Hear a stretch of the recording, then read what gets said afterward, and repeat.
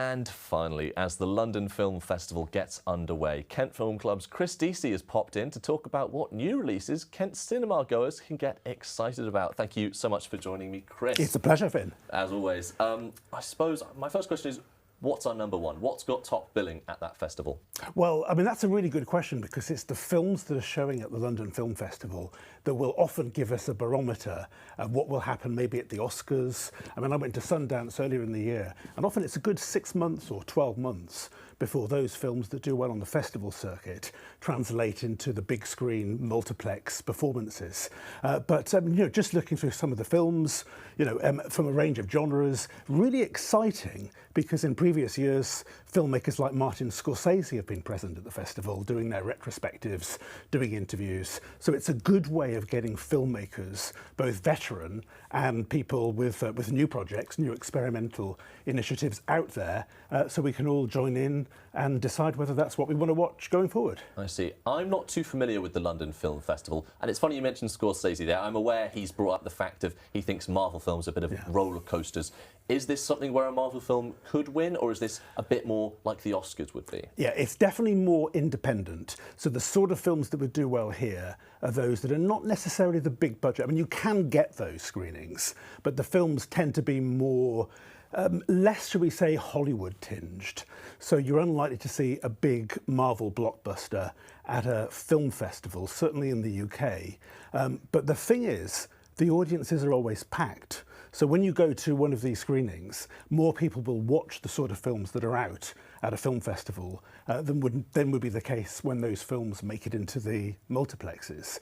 So in a way, it's a case of getting that out there to an audience who are more prepared to take a risk than would be the case normally when they say, oh, it's not my kind of genre.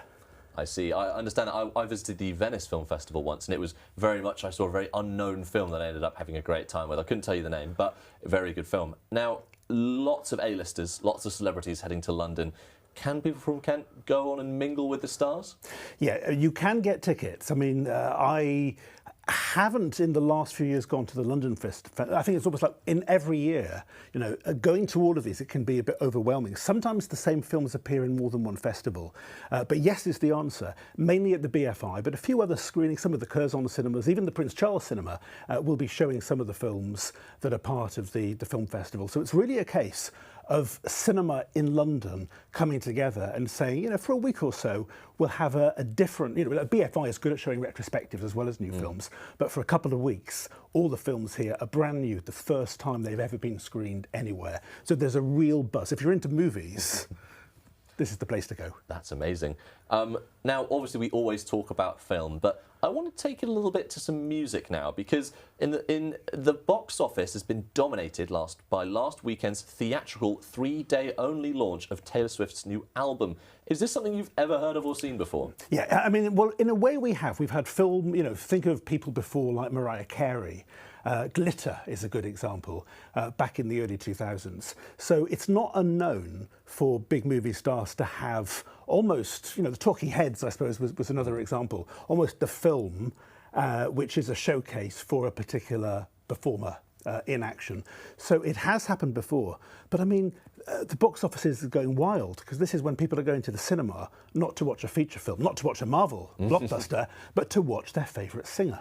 Very interesting. And you mentioned blockbuster there. Do you think any of these will be breaking the bank? Do you think any of these could really be getting into those higher bands of earning a lot of money at the box office? Yeah, it shows, it's all the different innovations. Like you can go to the cinema to watch opera. It's the way that some cinemas will have live feeds from the National Film Theatre, for example. So it's a clever technique. In the same way that, for example, I think on election night, some of the cinemas were showing, if you wanted to uphold, or the Eurovision Song Contest, there is a way, it's saying that this is a space that can be used for people not just to sit and watch a feature film that's 2 hours in length. So it's that sense of bringing people together. It's like a rock concert. Can I admit, I've seen Cliff Richard at the cinema, for example, and often, I'm sitting there and it's a live show and people are clapping along, but of course you're in the audience, people are like, oh, we don't clap in the cinema. So it's that strange thing that you're acting by cinema rules with your popcorn, but you're watching a live music concert, but staying in your seats. Wow, that is amazing. There's also some rumours that Taylor might be starring in the reboot of the 90s classic The Bodyguard. Let's play a little game right now. Who do you think would be great casting next to Taylor Swift as the bodyguard? So in the Kevin Costner role? Yes. Oh, do you know someone like... Do you know, I'm thinking like Josh Hartnett. You know, it'd be somebody who in the 90s was an up-and-coming artist, but now kind of has that legendary sort of feel, like the actor from The Hitman, for example, as well. I think that, you know, I mean, Kevin Costner could reprise that role. I think it's unlikely that he will. It'll go to somebody from the next generation. I see. I mean, we've seen this occasionally with music stars breaking into acting. We saw Harry Styles. I believe he was in Don't Worry, Darling. Yes, he was. The Marvel film Eternals. I think there's a real untapped market here. Let's see if we can get anything else. I mean, Back to the Future. Let's think of some music names. Yeah. Who could play Marty McFly? Maybe. I'm trying to think now. I haven't got anyone. Have you got anyone? Yeah. Well, no, but I'm thinking that when it's on stage at the moment in London, so you really could see that happen, that transition, and it's not difficult. Think of all the actors like Saturday Night Live, all those great comedians who made the transition from comedy into onto the big screen. Absolutely. And share the stage. Oh, I'd love to see Jim Carrey as Doc in Back to the Future. I think that would be perfect. Yeah. Well, brilliant. You heard it here first. Yes. You beat me to it. Brilliant. Well, thank you so much for joining us, Chris. Pleasure. And I'm sure we'll come up with some more reboots the next time you're on the sofa.